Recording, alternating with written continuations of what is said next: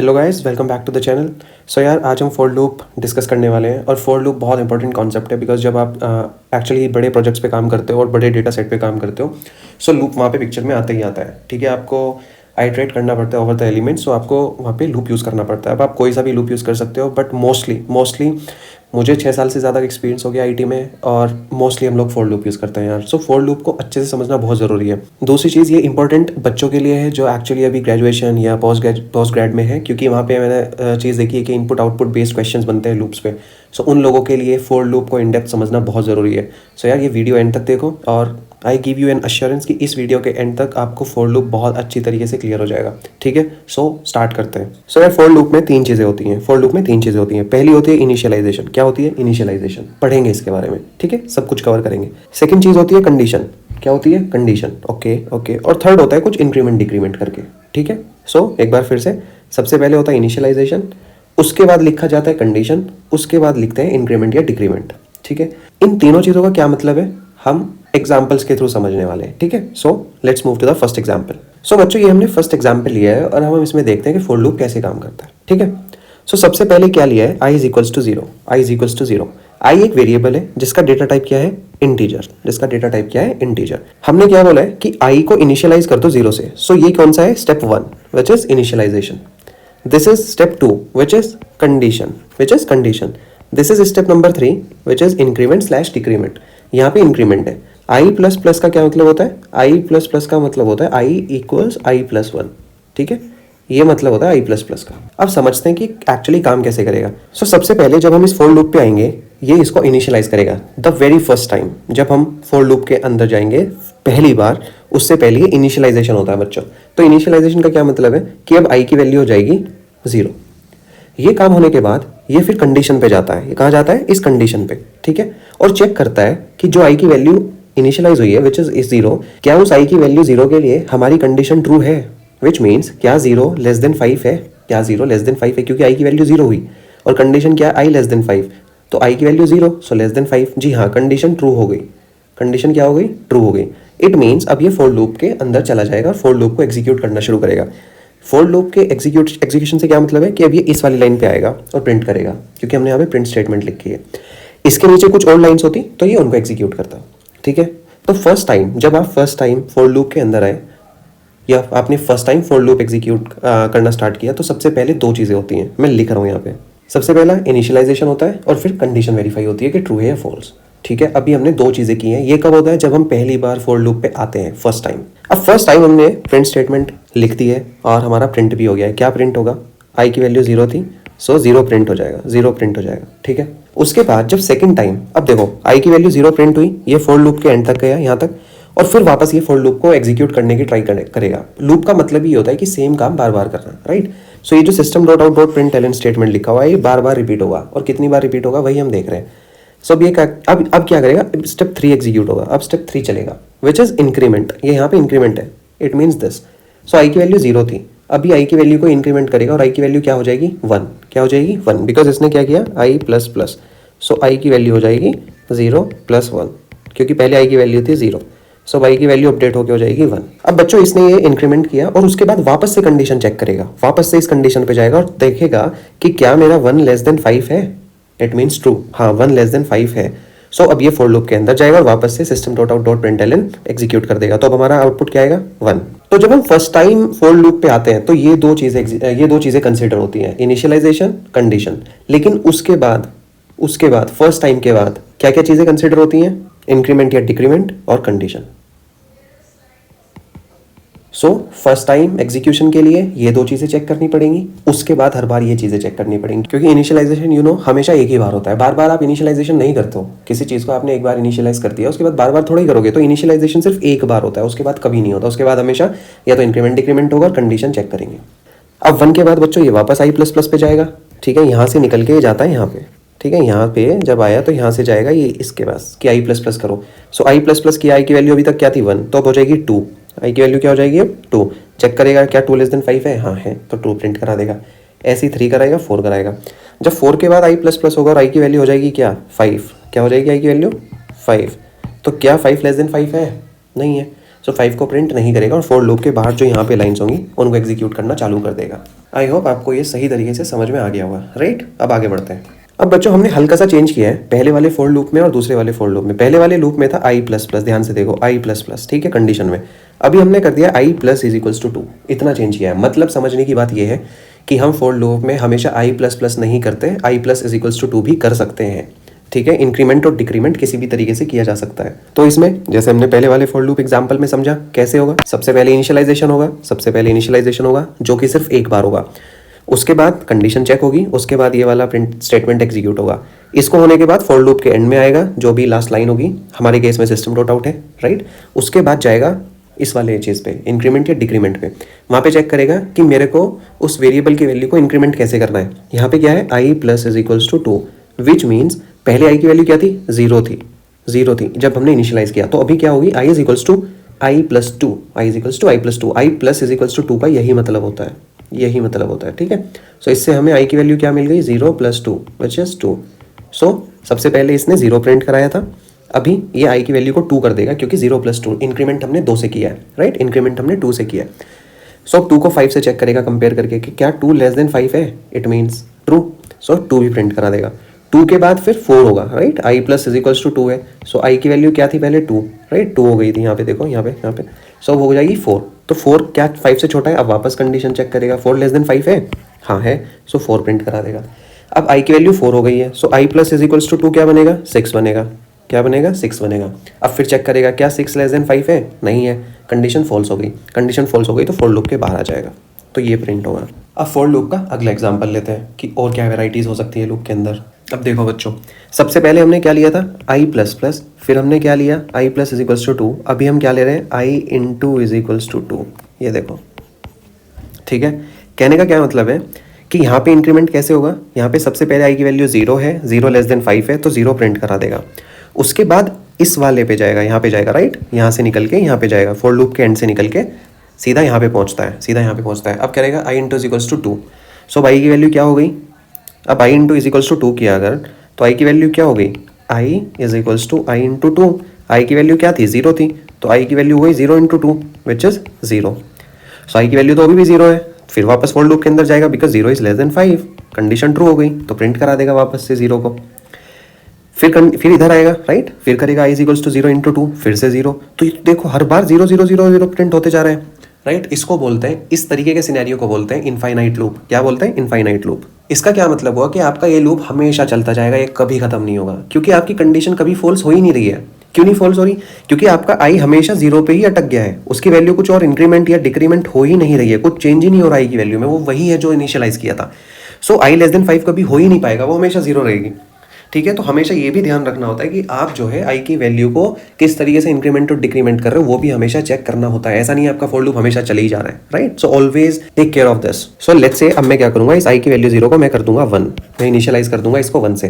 तो अब देखना चीजें कैसे चेंज होगी। इनिशियलाइज 1 से किया, सो 1 इज लेस देन 5, तो यानी कि system dot out dot print 1 कर देगा, तो 1 प्रिंट हो गया।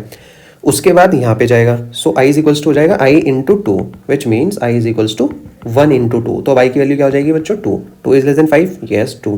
फिर 4 होगी क्योंकि 2 इंटू 2 4 इज लेस देन 5, तो 4 प्रिंट करा देगा, राइट। फिर क्या होगा, फिर होगा आई की value i into 2 which means i is equals to 4 into 2 which means 8, but 8 is not less than 5, so condition false हुई और अब कुछ प्रिंट नहीं होगा। सो 1 2 4 प्रिंट होगा बस, ठीक है। सो हमने इनफाइनाइट लूप देखा कि कैसे हो जाता है, तो इसका स्पेशल ध्यान रखना, ठीक है। अब हम आ जाते हैं अपने नेक्स्ट केस की तरफ। अभी यहाँ पे ध्यान से देखो, हमने क्या बोला था, हम हर जगह पे डेटा टाइप, जो ये इंट डेटा टाइप है, ये साथ में लिख रहे थे इनिशियलाइजेशन करते टाइम। बच्चों हम इसको अलग भी लिख सकते हैं, ऐसे भी लिख सकते हैं कि ऊपर मैंने इंट आई लिख दिया और यहाँ पे सीधा आई इज इक्वल्स टू 0 कर दिया, दैट इज ऑल्सो फाइन। हमने वेरिएबल ऊपर डिक्लेयर कर दिया इंटीजर डेटा टाइप का और नीचे इसको इनिशियलाइज कर दिया, तो this approach is also okay. ऐसे भी आपको मिल सकता है, ये भी एक तरीका है लिखने का, ठीक है। अब हम अपनी अगली वैरायटी पे जाते हैं। अब आपको लग रहा होगा ये क्या कर दिया, राइट। हमने क्या बात की थी कि इनिशियलाइजेशन एक बार होता है, सो हमने इस स्टेप पे इनिशियलाइज कर दिया आई को 0 से। क्या कर दिया, आई को 0 से, देख रहे हो, आई में 0 वैल्यू असाइन कर दी है, इसको बोलते हैं इनिशियलाइजेशन। मतलब उस वेरिएबल की कुछ वैल्यू है, क्या वैल्यू है, 0 है, इसको क्या बोलते हैं, इनिशियलाइजेशन। तो इनिशियलाइजेशन तो एक ही बार होता है, वो हमने यहाँ पे कर दिया, राइट। अब हम जाते हैं फॉर लूप के अंदर। अब तुम इस फॉर लूप को ध्यान से देखो, इसमें मैंने ना तो इनिशियलाइजेशन लिखा है, ना तो इनिशियलाइजेशन लिखा है, और ना मैंने इंक्रीमेंट या डिक्रीमेंट कहीं मेंशन किया, मैंने सिर्फ और सिर्फ कंडीशन मेंशन की है, सिर्फ और सिर्फ कंडीशन। सो इसमें से दो चीज़ें गायब है, इनिशियलाइजेशन और इंक्रीमेंट डिक्रीमेंट। लेकिन इनिशियलाइजेशन मेरे को दिख रहा है कि मैंने इनिशियलाइजेशन तो यहाँ पे कर ही दिया है, जहाँ पे मैंने लिखा है int i इक्वल्स टू 0, तो इनिशियलाइजेशन तो हो चुका है। कंडीशन मुझे दिख रही है, इंक्रीमेंट और डिक्रीमेंट मेरे को नहीं दिख रहा। कोई नहीं, दिख जाएगा करते हैं। उससे पहले एक चीज़ बता देता हूँ, फॉर लूप का जो सिंटेक्स है वो ऐसा रहेगा। सबसे पहले आप क्या लिखोगे, इनिशियलाइजेशन करने के बाद सेमी कॉलन, क्या करोगे, सेमी कॉलन, फिर कंडीशन और फिर सेमी कॉलन। तो कहने का मतलब क्या हुआ, कहने का मतलब क्या हुआ कि initialisation colon condition colon, sorry semicolon, this is semicolon, okay. Initialisation condition दोनों के बीच में सेमी कॉलन, और फिर कंडीशन के बाद इंक्रीमेंट और डिक्रीमेंट के बीच में भी सेमी कॉलन। यहाँ पे स्पेस नहीं है तो नीचे लिख रहा हूँ, ठीक है, यहाँ पे लिख दिया। So initialization semi colon condition semi colon increment या डिक्रीमेंट जो भी आप कर रहे हो, ठीक है। सो देखो सेमी कॉलन दोनों के बीच में, इनिशियलाइजेशन और कंडीशन के बीच में, कंडीशन और इंक्रीमेंट के बीच में भी। सो यहाँ पे भले ही हमने इनिशियलाइजेशन नहीं लिखा है, बट देखो हमने अज्यूम करके चला है कि इनिशियलाइजेशन हो चुका है, इसलिए हमने सेमी कॉलन लगा दिया कंडीशन से पहले, और कंडीशन के बाद भी हम मान के चलते हैं कि इंक्रीमेंट या डिक्रीमेंट होगा, तो उसके बाद भी हमने सेमी कॉलन तो लगा ही दिया, ठीक है। अब नीचे बढ़ते हैं बच्चों। हमने फॉर लूप के अंदर क्या बोला, स्कैनर पढ़ चुके हैं। हमने एक इनपुट लिया, हमने चेक किया कि अगर इनपुट 1 है, अगर इनपुट की वैल्यू 1 यूजर ने एंटर की है, सो इंक्रीमेंट कर दे। तो अब हमने यहाँ पे आई प्लस प्लस किया है। एल्स अगर उसने इनपुट 1 नहीं किया एंटर यूजर ने, तो हम क्या बोल रहे हैं कि एंटर 1 टू गो हेड, कि भैया 1 प्रेस करो, 1 दबाओ, एंटर करो 1 को, तब जाके तुम्हारा आई इंक्रीमेंट होगा। तो जब तक यूजर 1 एंटर नहीं करेगा तो ये स्टेटमेंट प्रिंट होता जाएगा, ठीक है। सो ये भी एक तरीका होता है कंडीशंस को हैंडल करने का और इंक्रीमेंट डिक्रीमेंट ऑपरेटर को लिखने का, कि ज़रूरी नहीं है आप फॉर लूप के अंदर ही लिखो, आप फॉर लूप के अंदर भी लिख सकते हो। एज इन स्कोप या ब्लॉक आप जहाँ से चालू करते हो, यहाँ से और इसके बीच तक, यहाँ पे भी आप लिख सकते हो। जहाँ पे एक्चुअली आप फॉर लूप के अंदर का कोड एग्जीक्यूट करते हो, वहाँ पे भी आप इंक्रीमेंट या डिक्रीमेंट यूज़ कर सकते हो। ज़रूरी नहीं है फॉर लूप का जो सिंटेक्स है ओपन और क्लोज ब्रैकेट के बीच में, उसी में ही आपको लिखना है, ठीक है। सो ये हमेशा ध्यान रखना, ठीक है। इनिशियलाइजेशन बाहर हो सकता है फॉर लूप के, और इंक्रीमेंट डिक्रीमेंट फॉर लूप के अंदर जो कोड एग्जीक्यूट होता है उसके अंदर भी हो सकता है, दैट इज़ पॉसिबल, ठीक है। सो यहाँ पे कैसे चलेगा, मान लो यूज़र को प्रॉम्प्ट आया कि आप एंटर करो कोई भी नंबर, और यूज़र ने प्रेस कर दिया 2, तो ये कंडीशन ट्रू नहीं हुई, मतलब आई इंक्रीमेंट नहीं होगा उस केस में। जब उसने 2 एंटर किया तो आई की वैल्यू अभी भी 0 ही रहेगी, राइट। नेक्स्ट टाइम मान लो उसने 1 एंटर किया तो आई की वैल्यू हो जाएगी 1, क्योंकि ये कंडीशन हो जाएगी ट्रू, राइट। फिर मान लो उसने एंटर कर दिया 5, तो आई की वैल्यू अभी भी 1 रहेगी। उसने एंटर किया 7, तो आई की वैल्यू अभी भी 1 रहेगी। उसने एंटर कर दिया 1, तो आई की वैल्यू 2। तो जब जब वो 1 करेगा तब आई की वैल्यू इंक्रीमेंट होगी, और एक टाइम जब आएगा जब आई की वैल्यू हो जाएगी 5। मान लो उसने फाइनली एक लास्ट बार 1 किया जब 5th बार, तो आई की वैल्यू क्या हो जाएगी 5, राइट। तो अब कंडीशन पे आएगा 5 लेस देन 5, नहीं फॉल्स हो गया।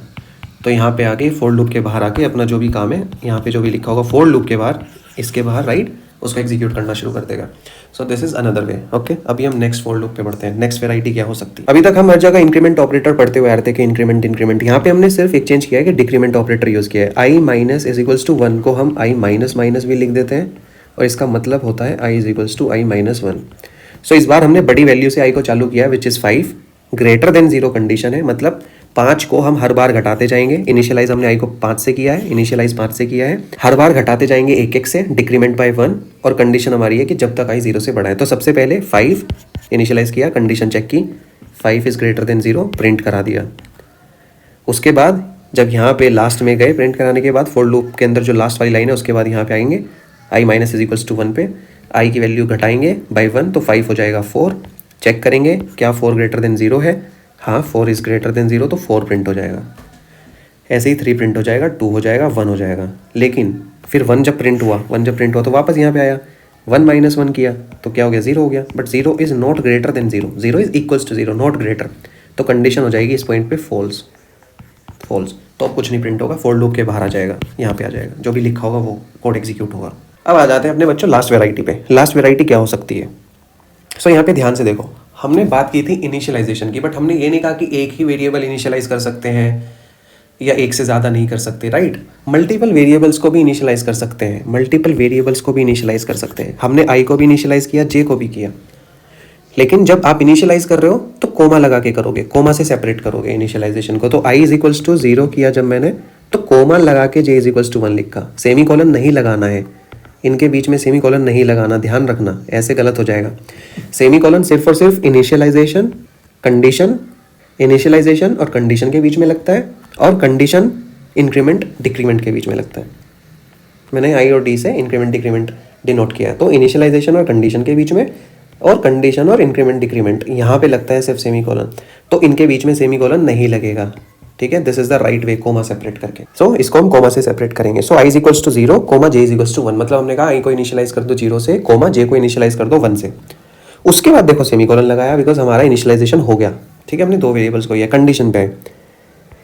कंडीशन का क्या मतलब है, आई लेस देन 10 कि ये लूप तब तक चलेगा जब तक आई की वैल्यू 10 से छोटी है, 10 से छोटी है। ठीक है, and J is less than 10, कहने का मतलब ये है कि ये लूप तब तक चलेगा जब तक आई की वैल्यू 10 से छोटी है और जे की वैल्यू भी 10 से छोटी है।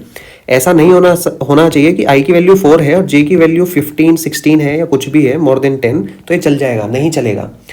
आई को भी स्ट्रिक्टली 10 से छोटा होना पड़ेगा और जे को भी 10 से छोटा होना पड़ेगा। कोई भी एक 10 या उससे बड़ा हुआ तो ये फॉर लूप नहीं चलेगा। ध्यान से समझो, एंड का मतलब यही होता है कि दोनों कंडीशन ट्रू होनी चाहिए, राइट। हम ऑलरेडी ये चीज़ पढ़ चुके हैं। सो कहने का मतलब है आई की वैल्यू अगर 14 हो गई मान लो और जे की वैल्यू 8 है तो ये नहीं चलेगा क्योंकि आई की वैल्यू 10 से बड़ी हो गई, 10 से बड़ी हो गई। सो ये तभी तक चल रहा है जब तक आई की भी वैल्यू 10 से छोटी है और जे की भी वैल्यू 10 से छोटी है। मान लो आई हो गया 5, आई है हमारा 5 और जे हो जाता है 10। So now J is not less then 10, J is not less then 10, तो कंडीशन हो जाएगी फॉल्स, फॉर लूप नहीं चलेगा। ठीक है, सो ये कंडीशन हो गई। बाद में इंक्रीमेंट और डिक्रीमेंट जो भी हमने लिखना है। सो यहाँ पे हमने क्या किया कि आई को तो इंक्रीमेंट करो बाय 1, मतलब i is equals to i plus 1, but j के केस में क्या करो, जे को करो जे इंटू 2, जे इंटू 2। तो मैं इसको सबको अभी मिटा देता हूँ। सो यार सबसे पहले आई की वैल्यू 0 है, जे की वैल्यू 1 है, कंडीशन पे जाएगा, इनिशियलाइजेशन हो गया। First step initialisation, second step condition, third step increment या डिक्रीमेंट। तो इनिशियलाइजेशन डन। फिर अब हम कंडीशन पे आए, हमने चेक किया क्या 0 less than 10 and 1 less than 10 है। हाँ, कंडीशन ट्रू हो गई। सो फॉर लूप में आई को प्रिंट करा देगा 0, फिर एक स्पेस दे के जे को प्रिंट करा देगा विच इज़ 1, राइट। फिर अब हमने क्या कहा था, इनिशियलाइजेशन तो एक बार होता है, तो इस काम को करने के बाद कहाँ जाएगा, ये यहाँ पे आएगा। कहाँ पे आएगा, इंक्रीमेंट और डिक्रीमेंट जहाँ पे करते हैं, थर्ड स्टेप पे, राइट। सो अब हमने क्या कहा कि अब आई की वैल्यू को तो इंक्रीमेंट कर दो बाय 1, तो आई की वैल्यू क्या हो जाएगी बच्चों 1, और जे को कर दो इंटू 2, क्या कर दो इंटू 2, तो जे की वैल्यू क्या हो जाएगी 1 into 2 which is 2। So condition check करते हैं, क्या 1 लेस देन 10 है, हाँ है। क्या 2 लेस देन 10 है, हाँ है। ये भी ट्रू, ये भी ट्रू, ट्रू ट्रू, और इनके बीच में क्या लगा हुआ है, and. So true and true क्या होता है, ट्रू, पढ़ चुके हैं ना, ट्रू एंड ट्रू, मतलब 1 एंड 1 क्या होता है, 1 which is true, right. So true हो गया, मतलब कंडीशन ट्रू, तो अंदर जाएगा, system dot out dot print करेगा। सो अभी आई की वैल्यू क्या है, आई की वैल्यू है 1, जे की वैल्यू है 2, सो 1 आई की 2 जे की, ऐसे ही आगे बढ़ेगा। फिर वापस घूम के यहाँ आएगा, राइट, यहाँ पे। अब आई को फिर से ऐड करेगा, तो आई की वैल्यू हो जाएगी 3 और जे की वैल्यू हो जाएगी 2 थी, तो 2 इंटू 2 4, तो जे की वैल्यू हो जाएगी 4। तो वापस चेक करेगा, क्या 3 लेस देन 10 और 4 लेस देन 10 है। इंडिविजुअली दोनों ट्रू है, कंबाइन करेंगे तो ट्रू एंड ट्रू आएगा विच इज़ ट्रू, तो या हाँ है यस। सो आई की वैल्यू 3 प्रिंट कराएगा, जे की 4। ऐसे ही आगे बढ़ेंगे तो आई की वैल्यू 4 प्रिंट कराएगा, जे की कराएगा 4 इंटू 2 8, राइट। अब उसके बाद देखना, अब यहाँ पे देखना, अब आई की वैल्यू होगी प्लस प्लस, राइट। 4 और 8 प्रिंट करा दिया तो यहाँ पे आ जाएगा, यहाँ पे आएगा, राइट, यहाँ पे करेक्ट, यहाँ पे आएगा। सो आई को करेगा आई प्लस 1, सो आई हो जाएगा 4 प्लस 1 5, और जे को करेगा j into 2 which means 8 into 2 which is 16। अब एक बात बताओ, 5 तो 10 से छोटा है, बट क्या 16 10 से छोटा है, नहीं है।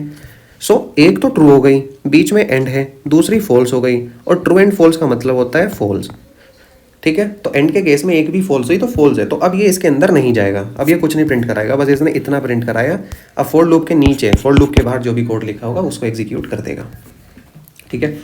सो बच्चों आई होप ये सेशन आपके लिए काफ़ी हेल्पफुल रहा होगा। फोर लूप इसमें काफ़ी अच्छे से क्लियर किया है, काफ़ी वेराइटीज़, काफ़ी अलग अलग तरीके से हम फोर लूप लिख सकते हैं, वो मैंने कवर करने की कोशिश की है। कुछ बचा है, कुछ और समझना है, सो ज़रूर कमेंट सेक्शन में लिख देना।